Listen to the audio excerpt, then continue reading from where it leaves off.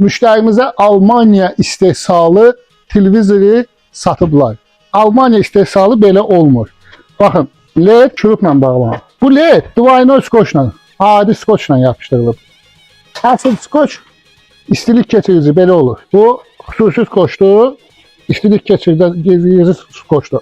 Soyutur. Bax, görürsünüz, ağappaq. Termopərdidir. Konstruksiya səhvi.